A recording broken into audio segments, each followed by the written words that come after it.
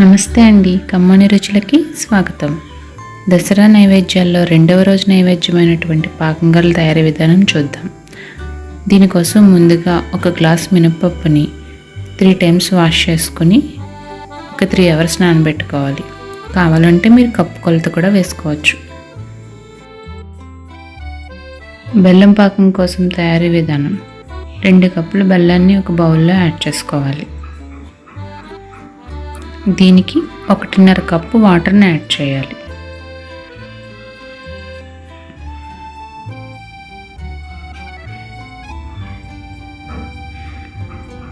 ఇలా కొంచెం మరుగు వచ్చిన తర్వాత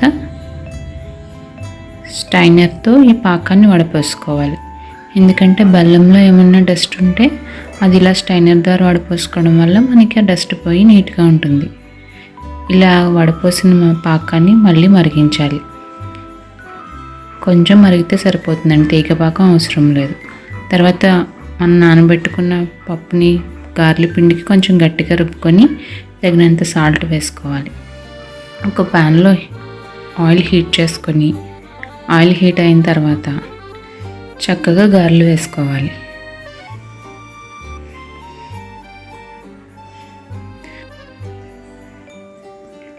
చాలామందికి చేతితో గారెలు వేయడం రాకపోవచ్చండి.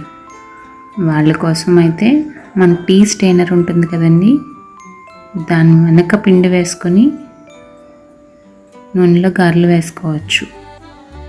ఈ విధంగా ట్రై చేసి చూడండి, ఇవి కూడా బాగా వస్తాయి.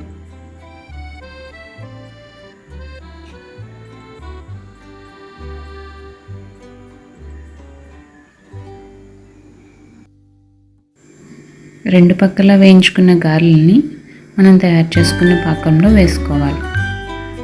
పాకం గోరువెచ్చగా ఉన్నట్లయితే గారెలు పాకం పీల్చుకొని చాలా సాఫ్ట్గా ఉంటాయండి. ఒకవేళ పాకం చల్లారిపోతే మీరు మరలా గోరువెచ్చగా వెచ్చబెట్టుకొని గారెలను వేసుకోవచ్చు. ఈ విధంగా గారెలను పైకి కిందకి మెదుపుతూ ఉంటే అన్ని గారెలు సమానంగా పాకం పీల్చుకొని సాఫ్ట్గా ఉంటాయి. అంతేనండి, ఎంతో టేస్టీ అయిన పాకం గారెలు రెడీ.